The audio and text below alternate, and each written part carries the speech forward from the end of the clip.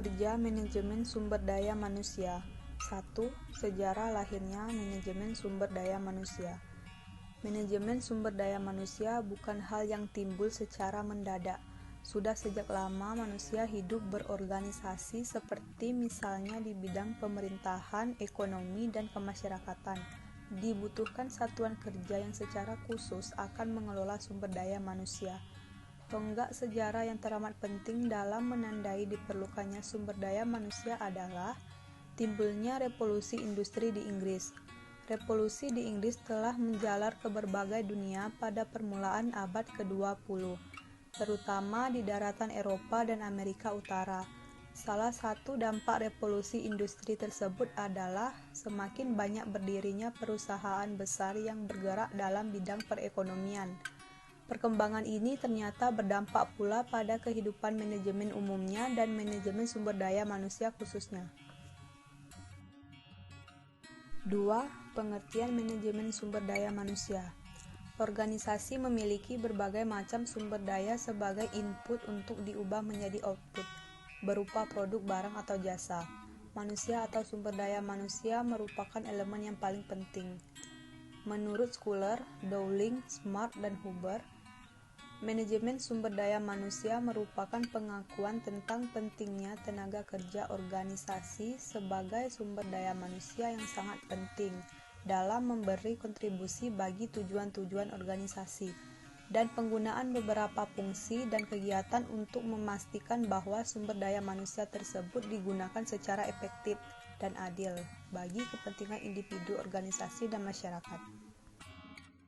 Fokus manajemen sumber daya manusia terletak pada upaya mengelola sumber daya manusia di dalam dinamika interaksi antara organisasi pekerja yang acap memiliki kepentingan berbeda. Menurut Stoner, manajemen sumber daya manusia meliputi penggunaan sumber daya manusia secara produktif dalam mencapai tujuan organisasi dan pemuasan kebutuhan pekerja secara individual. Menurut Gues, kebijakan yang diambil organisasi dalam mengelola sumber daya manusianya diarahkan pada penyatuan elemen-elemen organisasional, komitmen pekerja, kelenturan organisasi dalam beroperasi, serta pencapaian kualitas hasil kerja secara maksimal. Ukuran efektivitas kebijakan manajemen sumber daya manusia yang dibuat dalam berbagai bentuknya dapat diukur pada seberapa jauh organisasi mencapai kesatuan gerak seluruh unit organisasi, seberapa besar komitmen pekerja terhadap pekerjaan dan organisasinya, sampai sejauh mana organisasi toleran dengan perubahan sehingga mampu membuat keputusan dengan cepat dan mengambil langkah dengan tepat, serta seberapa tinggi tingkat kualitas output yang dihasilkan organisasi. 3. Fungsi-fungsi manajemen sumber daya manusia. Terdapat 5 fungsi utama manajemen sumber daya manusia, yaitu 1.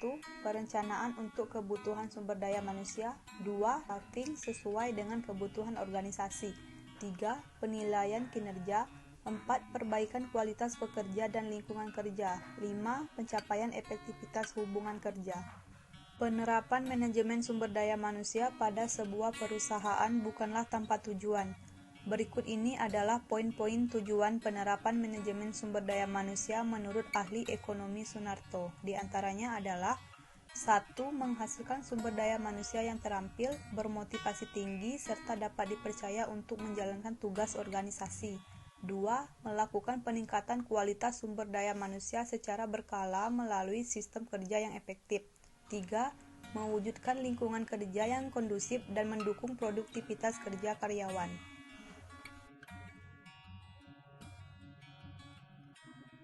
4. Kebijakan dan kegiatan manajemen sumber daya manusia. Dipandang sebagai sebuah sistem, suatu organisasi merupakan suatu sistem yang di dalamnya terdapat subsistem, di mana subsistem ini juga memiliki sub-subsistem dan seterusnya. Sebagai sebuah sistem, untuk dapat berfungsi dengan baik, maka setiap bagian dari sistem di dalam tubuh organisasi ini harus dikoordinasikan dengan baik sehingga tercipta suatu keteraturan. Sumber daya manusia sebagai individu-individu di dalam organisasi memiliki keunikannya masing-masing yang tidak dapat disamaratakan, sehingga kebijakan yang diterapkan dalam suatu organisasi selayaknya mampu mewadahi bahkan menjembatani beragam keunikan tersebut.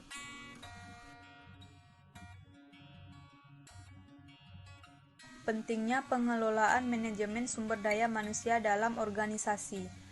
Manusia merupakan sumber daya yang penting dalam organisasi, sekaligus juga sebagai tiang penyangga dalam organisasi. Seperti dikemukakan Martin Yates, sumber daya manusia merupakan aset kritis organisasi yang tidak hanya diikutsertakan dalam filosofi perusahaan, tetapi juga dalam proses perencanaan strategis. Sumber daya manusia bisa dijadikan sebagai sumber keunggulan kompetitif lestari serta tidak mudah ditiru pesaing karena 1. Sukses bersaing yang diperoleh dari pengelolaan sumber daya manusia secara efektif tidak setransparan mengelola sumber daya manusia lainnya, seperti melihat komputerisasi sistem informasi yang terdiri atas semikonduktor dan sejumlah mesin pengontrol. 2. Bagaimana sumber daya manusia dikelola dipengaruhi oleh budaya. Budaya organisasi akan mempengaruhi keterampilan, kemampuan sumber daya manusia, serta kesesuaiannya dengan sistem yang ada.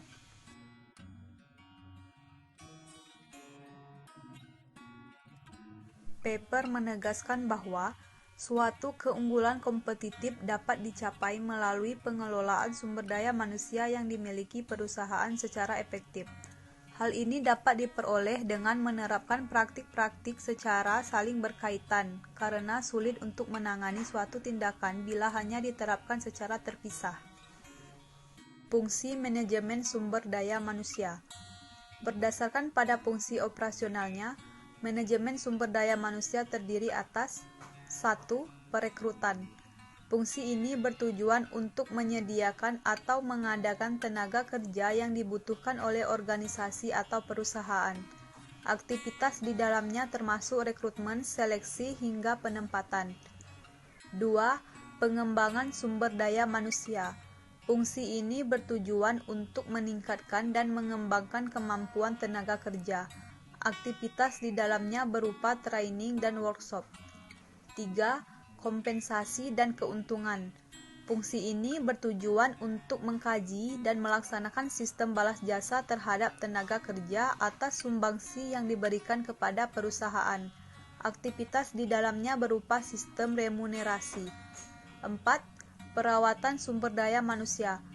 Fungsi ini bertujuan untuk memelihara tenaga kerja yang ada dengan memelihara motivasi mereka untuk memberikan yang terbaik bagi perusahaan. Aktivitas di dalamnya berupa pemberian tunjangan dan jaminan sosial terhadap kesehatan, keselamatan, dan keamanan. 5. Hubungan tenaga kerja. Fungsi ini bertujuan untuk menciptakan dan memelihara hubungan yang baik antara tenaga kerja dengan rekannya dan tenaga kerja dengan perusahaan, serta hubungan keduanya dengan masyarakat dan pemerintah. Aktivitas di dalamnya termasuk pembuatan kebijakan perusahaan dan perjanjian kerjasama. 6. Pemutusan hubungan kerja. Fungsi ini bertujuan untuk memberikan proses yang layak dalam proses pengembalian tenaga kerja kepada masyarakat sehingga kedua belah pihak, baik tenaga kerja maupun perusahaan, memiliki nilai kepastian. Dari 6 fungsi operasional tersebut, kita dapat melihat sejumlah aktivitas-aktivitas dalam setiap fungsi operasional tersebut yang dapat dikategorikan sebagai aktivitas dasar dalam proses manajemen sumber daya manusia. Aktivitas-aktivitas yang ada ini merupakan bentuk nyata dari setiap fungsi operasional dalam sebuah organisasi.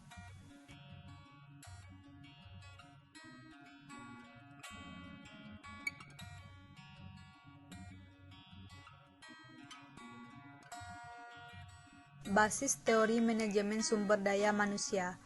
Menurut Gues, tidak ada teori dalam manajemen sumber daya manusia. Namun demikian, di belakangnya berdiri sejumlah teori dari berbagai disiplin ilmu manajemen sumber daya manusia yang bersifat multidisipliner. Oleh karena itu, di belakang manajemen sumber daya manusia dapat dijumpai ilmu ekonomi manajemen, psikologi, hukum, sosial, sejarah, serta hubungan industrial.